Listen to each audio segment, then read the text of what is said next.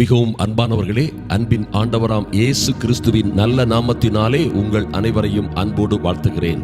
அருமையான தேவ பிள்ளைகளே, இன்றும் பாருங்கள், நம்மை நாம் நினைக்கிறபடி அல்லது கர்த்தர் நமக்கு வைத்திருக்கிற மகா பெரிதான திட்டங்களின்படி நம்மை எழும்ப விடாது தடுக்கிற பல்வேறு அரண்களும் அஸ்திபாரங்களும் கோட்டைகளும் ஒருவேளை நம்மை சுற்றி இருந்து கொண்டிருக்கலாம். பாருங்கள், நாம் எழும்பி கர்த்தருக்கு காத்திருக்கிற நீங்கள் உயர உயர பறந்து விடாதபடி, ஐயா நீங்கள் மகிமைக்கு மேல் மகிமை அடைந்து விடாதபடி உங்களை தடுக்கிற, கர்த்தர் உங்களுக்கு என்று வைத்திருக்கிற மகாபிரிய ஆசீர்வாதங்களை பெற்றுக்கொள்ள முடியாதபடி தடுக்கிற பல்வேறு அரண்களும் கோட்டைகளும் அஸ்திபாரங்களும் போன்ற பல்வேறு பிரச்சனைகள் உங்களை சூழ்ந்து கொண்டிருக்கலாம். பாருங்கள், வெங்கல கதவுகள், இருப்பு தாழ்பாள்கள், அரண்கள் என்றெல்லாம் வேதத்திலே வர்ணிக்கப்பட்டுள்ள இந்த மகா கொடூரமான சூழ்நிலைகள் ஜனங்களை, உங்கள் பிள்ளைகளை, ஒருவேளை உங்கள் குடும்பத்தை, உங்கள் கையின் பிரயாசங்களை, ஊழியத்தை வளரவிடாமல் தடுத்துக் கொண்டிருக்கலாம். அருமையான தேவ பிள்ளைகளே, அவைகளை பற்றி இன்று நாம் சற்றே தியானித்து விட்டு பாருங்கள், உங்களை எழும்ப விடாதபடி தடுக்கிற எல்லா அரண்களையும் அதன் அஸ்திபாரங்களையும் தகர்ந்து போகச் செய்கிற ஒரு வல்லமையான ஜபத்தை இன்று ஏறெடுக்க இருக்கிறோம். இந்த ஜபத்திலே பாருங்கள், நீங்கள் நிச்சயமாக அதை விசுவாசத்தோடு செய்யும் பொழுது உங்களை சுற்றிலும் இருக்கிற அரண்கள் எல்லாம் தகர்ந்து போகும் என்பதிலே மாற்றமே இல்லை. ஐயா, உங்களை சுற்றிலும் இருக்கிற, உங்களை எழும்ப விடாது, முன்னேற விடாது தடுக்கிற எல்லா கோட்டைகளும் அஸ்திபாரங்களோடு குலுங்கி தன்னால் தனக்குத்தானே இடிந்து விழுந்து மண்ணோடு மண்ணாகி போகும். மாற்றமே இல்லை. அருமையான தேவ பிள்ளைகளே, பாருங்கள், கர்த்தர் நம்முடைய ஜபத்தின் மூலம் எழுந்தருளுவார். ஐயா, கர்த்தரோடு நாம் ஜெபிக்கிற இந்த இரவு நேர, அதிகாலை நேர ஜபங்களிலே, நடு இரவு நேர ஜபங்களிலே என்ன நடக்கும் பாத்தீங்கன்னா, கர்த்தரை நோக்கி நாம ஜெபிக்கும் பொழுது கர்த்தருக்கும் நமக்கும் ஒரு ரகசிய உறவு. ஐயா, அந்த ரங்கத்தில் நம்முடைய கர்த்தரே சொன்னது போல, நீங்கள் உங்களுடைய அறையை பூட்டிக் கொண்டு அல்லது தனிமையாய் வந்திருந்து நீங்கள் ஜெபிக்கும் பொழுது அந்த ரங்கத்தில் உங்களை பார்க்கிற உங்கள் பிதா உங்களுக்கு வெளியரங்கமாய் பதிலளிப்பார்.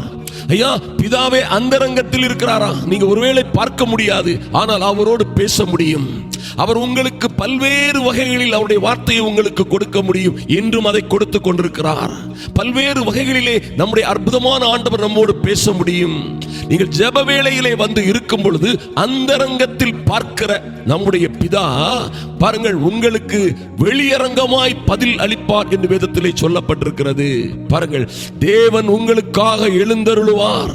அவருடைய சத்துருக்கள், அவர் எழுந்தருளும் போது அவருடைய சத்துருக்கள் சிதறுண்டு அவரை பகைக்கிற, உங்களை பகைக்கிற யாவரும் அவருக்கு முன்பாக ஓடி போவார்கள். அதுல எந்த மாற்றமும் இல்லை. ஐயா, புகை பறக்கடிப்பது போல அவர்களை அவர் பறக்கடிப்பார். மெழுகு அக்கினிக்கு முன்பாக உருகுவது போல துன்மார்க்கரும் உங்கள் பிரச்சனைகளும் தேவனுக்கு முன்பாக, தேவனுடைய பிரசன்னத்திற்கு முன்பாக நீங்கள் தேவனோடு தரித்திருக்கும் போது அவைகளெல்லாம் உருகி அழிந்து போகும். உங்கள் பிரச்சனைகள் மாறி போகும் என்பதிலே எந்த மாற்றமும் இல்லை. ஐயா, நீதிமான்களோ தேவனுக்கு முன்பாக மகிழ்ந்து களி கூறி ஆனந்த சந்தோஷம் அடைவார்கள் என்று வேதத்திலே சொல்லப்பட்டிருக்கிறது. பாருங்க, உங்களை ஒருவரும் அசைக்க முடியாது தேவ பிள்ளைகளே. உங்களுக்கு விரோதமாய் எவரும் எழும்ப முடியாது. எழும்புவார்கள், யுத்தம் செய்வார்கள், ஆனால் ஜெயம் கொள்ள மாட்டார்கள். ஒரு உண்மையான காரியத்தை உங்களுக்கு சொல்ல விரும்புகிறேன். தேவ பிள்ளைகளுக்கு விரோதமாய், உங்களுக்கு விரோதமாய் யுத்தம் நடக்கும், யுத்தம் செய்வார்கள், ஆனால் அவர்கள் மேற்கொள்ள மாட்டார்கள்.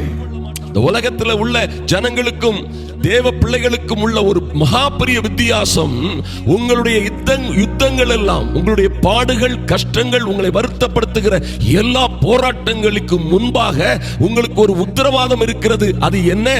வெற்றி உங்களுக்கு மாத்திரமே. வெற்றியை நீங்கள் தான் சுதந்திரித்துக் கொள்வீர்கள்.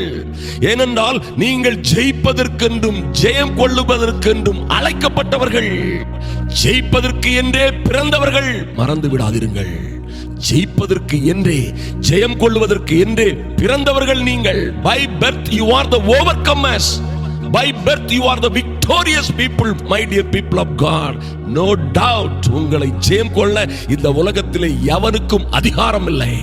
ஒருவேளை சத்துரு வானத்தில் இருந்து மின்னலை போல விழலாம், மின்னலை போல ஒரு மின்னல் வானத்தில் இருந்து விழுந்தது என்றால் உங்கள் குடும்பத்தின் மீது, உங்கள் வீட்டின் மீது, அல்லது உங்களின் மீது, உங்கள் பிள்ளைகளின் மீது ஒரு மின்னலே விழுந்தது என்றால் யார் தப்பிக்க முடியும்? ஒருவனும் தப்பிக்க முடியாது. இந்த உலகத்திலே பிசிக்கலா, மாம்சீகமா யாரும் அதிலிருந்து தப்பிக்க முடியாது. ஆனால் தேவ பிள்ளைகளை, அப்படியே பிசாசு உங்கள் மீது விழுந்தாலும், உங்கள் குடும்பத்திலே பல்வேறு பிரச்சனைகளை, குழப்பங்களை, போராட்டங்களை அவன் ஏற்படுத்தி இருந்தாலும், எதிர்பாராத விதமான சூழ்நிலைகளை அவன் ஏற்படுத்தி இருந்தாலும், கர்த்தர் சொல்லுகிறார், வானத்தில் இருந்து அவன் மின்னலை போல விழுந்தாலும் என்ன, நான் சத்ருவின் சகல வல்லமைகளையும் மேற்கொள்ளுகிற அதிகாரத்தை உங்களுக்கு தருகிறேன் என்றாரே. ஐயா, அருமையான சகோதரியே, சகோதரனே, இந்த வீட்டுல எனக்கு ஒரு அதிகாரமும் இல்லை சார். எங்க மாமியாரு, எங்க மாமனாரு, என் கணவனாரு எல்லாரும் போட்டு என்ன பாடா படுத்துறாங்க. என் பிள்ளைகளே என்ன மதிக்கிறது இல்ல, என்னை யாருமே மதிக்காத ஒரு மூலையில் கிடக்கிறேன் என்று நீங்கள் சொன்னால் கூட, அருமையான சகோதரியே, சகோதரனே, இந்த உலகத்தில் உங்களை யாரும் மதிக்கவில்லை என்றாலும் கூட, பாருங்கள், உங்களுக்கு இருக்கிற அதிகாரத்தை மறந்து விடாதீர்கள். ஐயா, சத்ரு அவர்கள் மூலமாக செய்கிற, பிசாசு உங்களை சுற்றி இருக்கிற ஜனங்கள் மூலமாக செய்கிற அத்தனை சூழ்ச்சிகளுக்கும், அத்தனை எதிர்ப்புகளுக்கும், அத்தனை யுத்தங்களுக்கும் மேலான ஒரு அதிகாரத்தை, அதை மேற்கொள்ளுகிற அதிகாரத்தை உங்கள் தேவன் உங்களுக்கு தந்திருக்கிறார். பயப்படாதே சிறுமந்தையே, உங்களுக்கு ராஜ்யத்தை கொடுக்க, வல்லமையை கொடுக்க, அதிகாரத்தை கொடுக்க உங்கள் தேவன் பிரியமாயிருக்கிறார். பயப்படாதே சிறுமந்தையே. யாக்கோபு என்னும் பூச்சியே, பூச்சி மாதிரி இருந்தாலும் பயப்படாத. ராஜ்யங்களை அசைக்கிற வல்லமையை கர்த்தர் உனக்கு தந்திருக்கிறார். நடு ஜாமத்தில் எழும்பு, நடு ஜாமத்தில் எழும்பி நதி அளவு கண்ணீர் விடு. உபவாசத்தோடும் வேண்டுதலோடும் கதறலோடும் கர்த்தருடைய சந்நிதிக்கு வாருங்கள். அது கர்த்தருடைய கரத்தை அசைக்கும், பரலோகத்தை பலவந்தப்படுத்தும். உங்களுக்கு பதிலை விரைவாய், மிக விரைவாய், விரைவாய், மிக விரைவாய் பதிலை கொண்டு வந்து சேர்க்கும். அருமையான தேவ பிள்ளைகளே, உங்களுக்கு விரோதமாய் இருக்கிற எல்லா ஆயுதங்களும் வாய்க்காதே போகும், மாற்றமே இல்லை. உங்களுக்கு விரோதமாய் எழும்புகிறவர்கள் எல்லோரும், வருகிறவர்கள் எல்லோரும் ஒரு வழியாய் வருவார்கள். ஆனால் அவர்கள், இவர் கர்த்தர் உங்களோட பராக்கிரமசாலியாய் இருப்பதினாலே, ஒருவேளை நீங்கள் பலவீனமாய் இருக்கலாம், உங்களோட இருக்கிறவர் மகா பெரியவர், வல்லமையுள்ளவர், சாத்தியமான தெய்வம். அவரை பார்ப்பார்கள், 7 வழியாய் எல்லா சத்துருக்களும் சிதறி ஓடுவார்கள். அதுபோல உங்கள் பிரச்சனைகள் எல்லாம் ஓடி போய்விடும். அதிகாலையில் எழுந்து தேவ சமூகத்திலே வாருங்கள். அதிகாலையில் எழுந்து, ராஜாவே, எங்கள் தெய்வமே, நீரே ராஜாதி ராஜா, ராஜாக்களின் சுவாசங்களை கையிலே வைத்திருக்கிறவர், ராஜாக்களின் நடைகளை அவர் கையிலே வைத்திருக்கிறார். நீர்க்கால்களைப் போல கர்த்தருடைய கையிலே நம்முடைய ராஜாக்களின் வழிகள் எல்லாம் இருக்கிறது. உங்களை உபத்திரப்படுத்துறவுடைய வழிகளும், உங்களுக்கு முன்பாக இருக்கிற அதிகாரிகளுடைய வழிகளும், உங்களுக்கு விரோதமாய் நான் பெரியவன், நீ பெரியவன் என்று சொல்லிக் கொண்டிருக்கிற ஜனங்களுடைய வழிகளும் கர்த்தருடைய கையிலே தான் இருக்கிறது. அவர் தமக்கு சித்தமானபடியே அதை திருப்புகிறார். நடக்கிறவனுடைய நடைகள் அவனால் ஆகிறதல்ல என்று வேதத்திலே சொல்லப்பட்டிருக்கிறது. நாளை காலை இதை செய்வேன், அதை செய்வேன் என்று சொன்னவர்கள் எல்லாம் இரவோடு செத்து போனார்கள். எத்தனையோ பேர் எழும்ப முடியவில்லை. இன்று படுக்கிறவர்கள் நாளை காலை ஒரு மனிதன் எழும்புவானா என்பதற்கு எந்த உத்தரவாதமும் இந்த உலகத்தில் இல்லை. எல்லாம் கர்த்தருடைய கையிலே இருக்கிறது. எல்லாருடைய ஜீவனும், எல்லாருடைய ஜீவ சத்தமும் சுவாசமும் தேவனுடைய கையில் இருக்கிறது. அருமையான தேவ பிள்ளைகளை, கலங்காதிருங்கள், கலங்காதிருங்கள். அப்போஸ்தலர் 16 பாத்தீங்கன்னா பாருங்கள், பவுலையும் சீலாவையும் அவர்கள் அநேக அடி அடித்த பின்பு சிறைச்சாலையிலே வைத்து அவர்களை பத்திரமாய் காக்கும்படி சிறைச்சாலைக்காரனுக்கு கட்டளையிட்டார்கள்.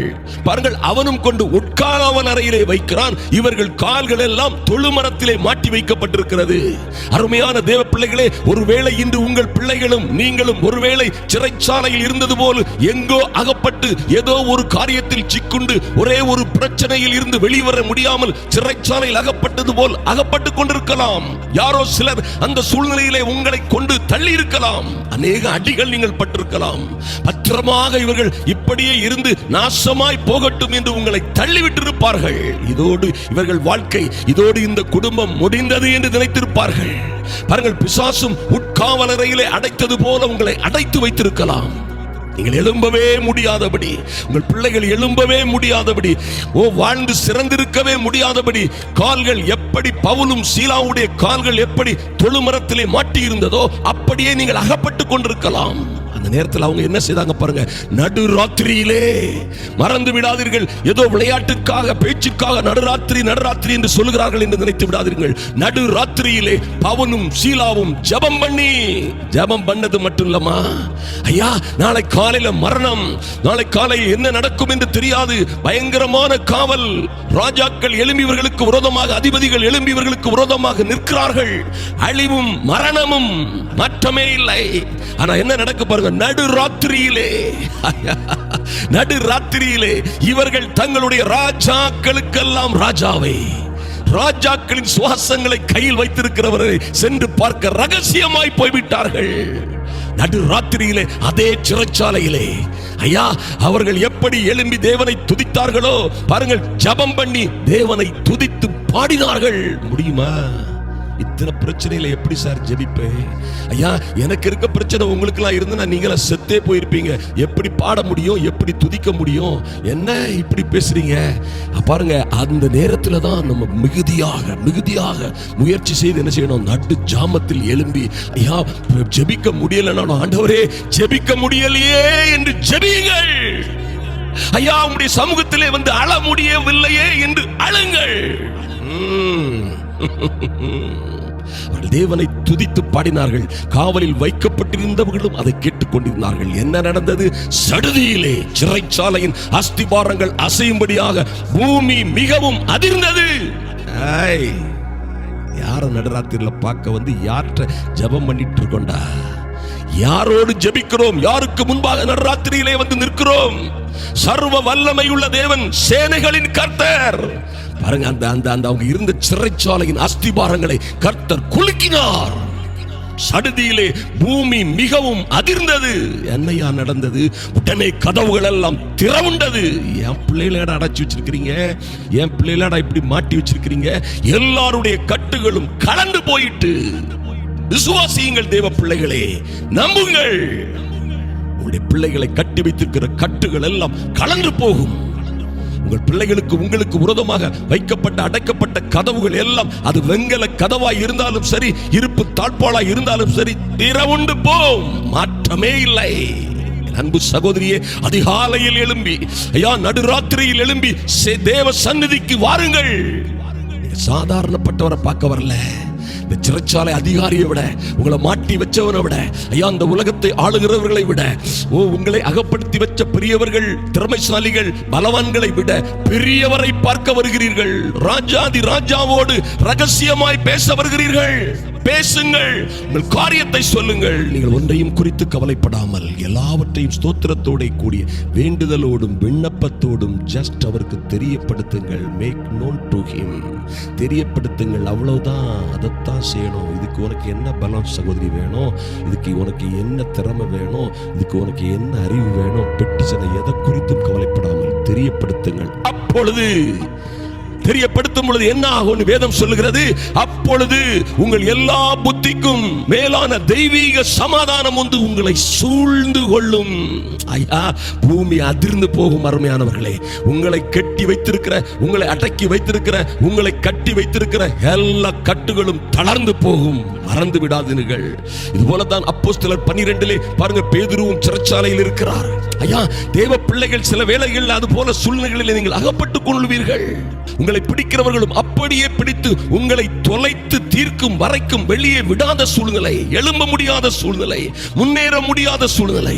ஐயா கர்த்தருக்கு காத்திருக்கிற நான் புது பலம் அடைந்து கழுகுகளைப் போல நானும் என் பிள்ளைகளும் பறப்போம், என் குடும்பம் பறக்கும் என்று நம்பி இருந்ததெல்லாம் நடக்காத சூழ்நிலை. பறக்க முடியவில்லை, உயர உயர எழும்ப முடியவில்லை, எழும்பவும் முடியவில்லை, பிரகாசிக்கவும் முடியவில்லை. கவலைப்படாதிருங்கள். சிறைச்சாலையில பேதுரு இருக்கிறார். பாருங்க என்ன நடக்குது, என்ன நடக்குது பாருங்க. ஏரோது ராஜா அவனை வெளியே கொண்டு வரும்படி குறித்த நாளுக்கு முந்திய நாள், நாளைக்கு அவனை கொண்டு வந்து என்ன செய்யணும், சங்காரம் பண்ணணும், சிரச்சேதம் பண்ணணும் பேதுருவை என்று குறித்து வைத்த நாளுக்கு முந்திய நாள் இரவு பேதுரு 2 சங்கிலிகளாலே கட்டப்பட்டு 2 சேவகர் நடுவே நித்திரை பண்ணி கொண்டிருந்தான். இதாயா சீக்ரெட். இந்த நிலைமையில நீங்களும் நானும் இருக்க வேண்டும்.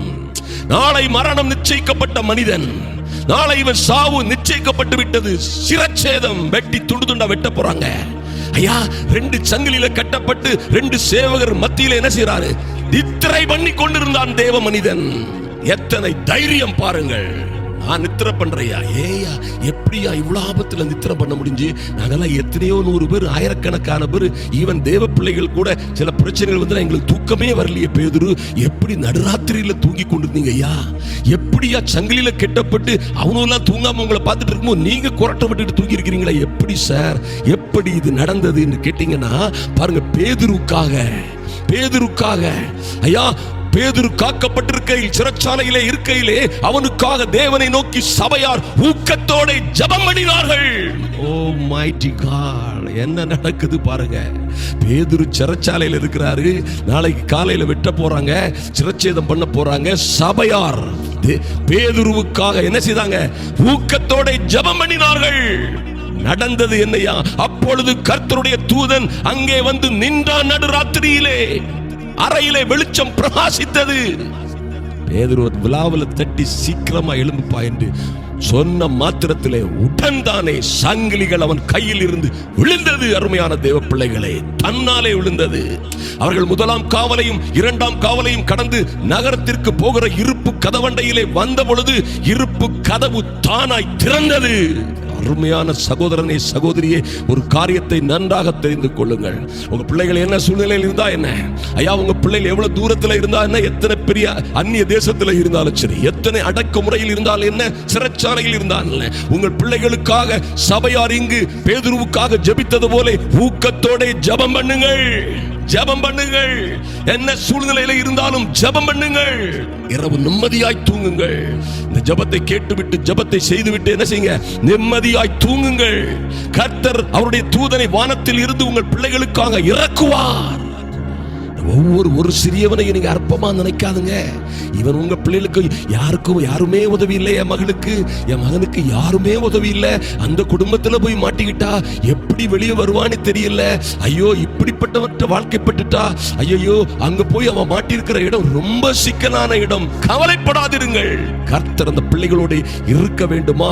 கர்த்தர் அவர்களுக்காக எழும்ப வேண்டுமா? அந்த சத்துருக்கள் எல்லாம் சிதறடிக்கப்பட்டு சிறைச்சாலையின் கதவுகள் அசைக்கப்பட வேண்டுமா? பிள்ளைகளுக்கு அதிகாலையில் அல்லது நடுராத்திரியில் எழுந்திருந்து ஊக்கத்தோட ஜெபம் செய்யுங்கள். அருமையான தேவ பிள்ளைகளே, ஜெபம் செய்யுங்கள்.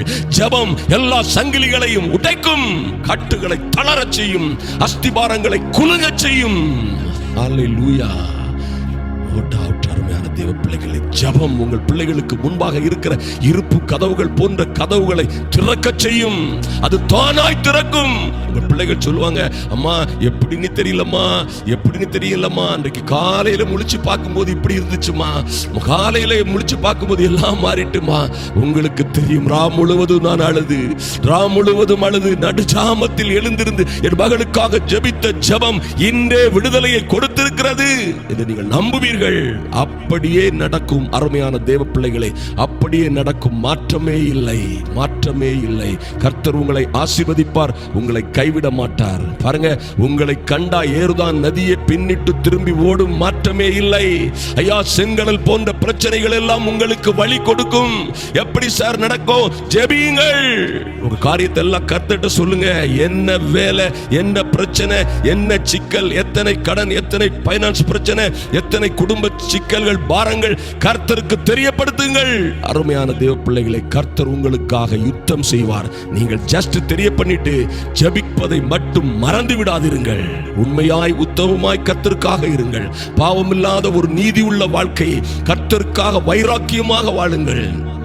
எந்த பாவத்திலும் எந்த கீழ்ப்படியாமையிலும் அகப்பட்டுக் கொள்ளாதிருங்கள். கர்த்தருக்காக நில்லுங்கள். உங்களுக்கு விரோதமாக உங்களை எழும்ப விடாதபடி, உங்கள் பிள்ளைகளை எழும்ப விடாதபடி தடுக்கிற எல்லா அரண்களும், எல்லா அஸ்திபாரங்களும் தன்னாலே தகர்ந்து போகும். கர்த்தர் உங்களை ஆசீர்வதிப்பார். கண்களை மூடிக்கொள்ளுங்கள், கண்களை மூடிக்கொள்ளுங்கள். பரலோக தேவனை நோக்கி பார்ப்போம். அருமையான தேவ பிள்ளைகளே, எங்கள் அன்பின் பரலோக பிதாவே, உம்மை நன்றியோடு நோக்கி பார்க்கிறோம் சுவாமி. ஐயா, இப்பொழுதும் இந்த பிரார்த்தனையில் கலந்து கொண்ட உம்முடைய ஒவ்வொரு பிள்ளைகளையும் கர்த்தர் தொடுவீராக. ஐயா, இவர்கள் நன்றாக ஜெபம் பண்ணும்படியாக, ஊக்கமாய் ஜெபம் பண்ணும்படியாக, கருத்தாக ஜெபம் பண்ணும்படியாக, இடைவிடாது இந்த தேவ பிள்ளைகள் ஜெபிப்பதற்கு ஏற்ற ஒரு ஜெப ஆவி இவர்கள் மீது ஊற்றப்படட்டும். ஐயா, ஒரு விண்ணப்பத்தின் ஆவி ஊற்றப்படட்டும். ஒரு விண்ணப்பத்தின் ஆவி, ஜெப ஆவி, மன்றாட்டின் ஆவி உம்முடைய பிள்ளைகளின் மீது ஊற்றுவீராக. இவர்கள் ஜெபிக்கிறவர்களாய் மாறும் பொழுது ஜெயம் எடுப்பார்கள்.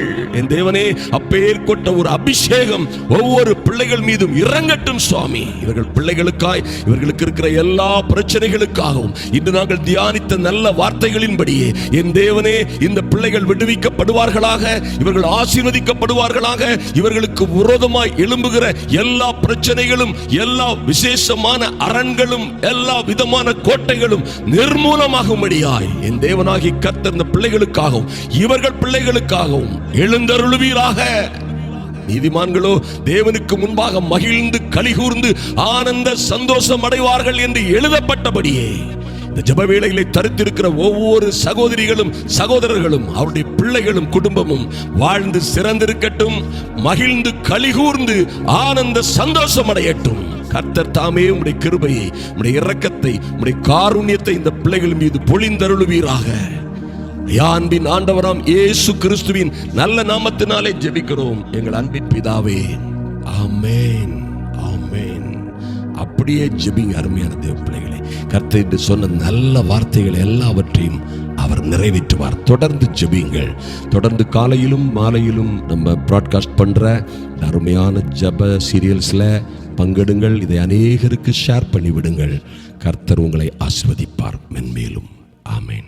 கிறிஸ்துவுக்குள் மிகவும் பிரியமானவர்களே, இந்த ஊழியத்தை குறித்து நீங்கள் மேலும் அறிந்து கொள்ள இந்த ஊழியத்தின் சாட்சிகள், கடந்து வந்த பாதைகள், ஈவன் கென்யா, உகாண்டா, ருவாண்டா போன்ற ஆப்பிரிக்க தேசங்களில் நடைபெற்ற கூட்டங்கள், ஒரிசா, சத்தீஸ்கர், மகாராஷ்டிராவில் நடந்த அநேக காரியங்கள், சாட்சிகள், அவற்றின் அத்தனை வீடியோக்களும் நீங்கள் காண முடியும். எங்களது வெப்சைட்டை தவறாமல் பாருங்கள். www.raviabrahamministries.org